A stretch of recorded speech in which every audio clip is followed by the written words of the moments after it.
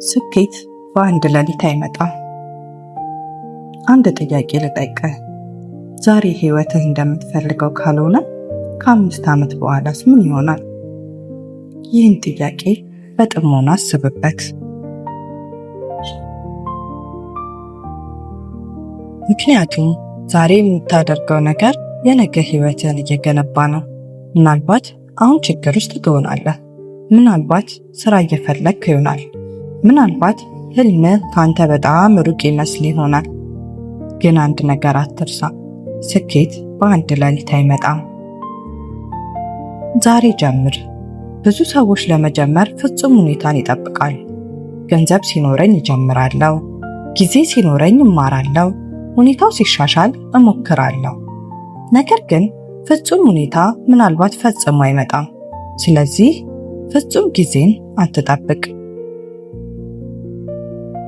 በትንሹ ጀምር። በየቀኑ 30 ደቂቃ ተማር። አንድ አዲስ ክህሎት ጀምር። አንድ ገጽ መጽሐፍ አንብብ። አንድ ትንሽ ግብ አውጣ። ትንሽ ነገር ብትሆንም ዛሬ ጀምር።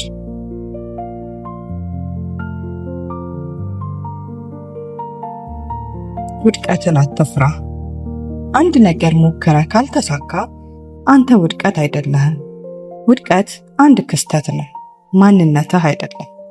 ስህተት አድርገህ ከሆነ ከስህተትህ ተማር። ከወደቅ ተነሳ፣ እንደገና ሞክር። ምክንያቱም ብዙ ጊዜ ስኬት የሚመጣው በመጀመሪያ ሙከራ አይደለም፣ እንደገና ለመሞከር ከወሰንክ በኋላ ነው። ከሌሎች ጋር አትወዳደር። ይህን በተለይ አስታውስ።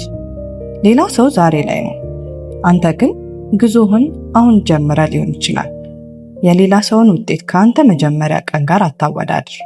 የሌላ ሰውን ህይወት ከራስ ህይወት ጋር ማወዳደር ሰላምህን ብቻ ይወስድብሃል። የምትወዳደረው ሰው የትናንትናው አንተ ሁን።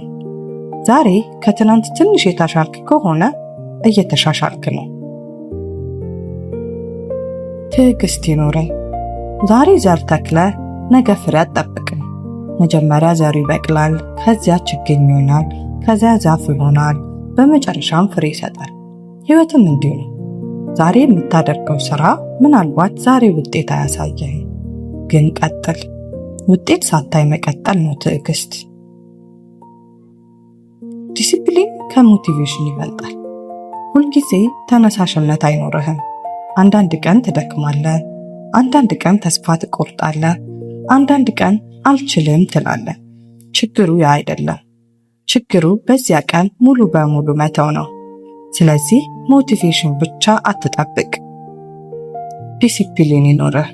ዛሬ ባልፈልግም እሰራለሁ፣ ዛሬ ባልነሳሳም እቀጥላለሁ። ይህ ነው ልዩነቱን የሚፈጥረው። ህልምህን አትጣል። ሰዎች ሊስቁብህ ይችላሉ፣ አትችልም ሊሉህ ይችላሉ፣ አይሰራም ሊሉህ ይችላሉ። ነገር ግን ህልምህ ለአንተ ከሚሆነው በላይ ለሌሎች ሰዎች ማስረዳት አያስፈልግም። ህልምህን በስራ አሳይ። ብዙ ቃል አያስፈልግም፣ ብዙ ማብራሪያ አያስፈልግም። ስራ ይናገር። ስለዚህ አትቁም። አንድ እርምጃ ብቻ ውሰድ፣ ከዚያ ሌላ እርምጃ፣ ከዚያ ሌላ። አንድ ቀን ወደ ኋላ ተመልሰህ ስታይ እነዚያ ትንንሽ እርምጃዎች ወደ ትልቅ ለውጥ እንደመሩ ታያለህ።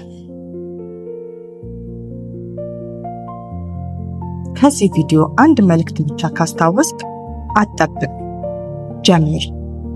አትቁም።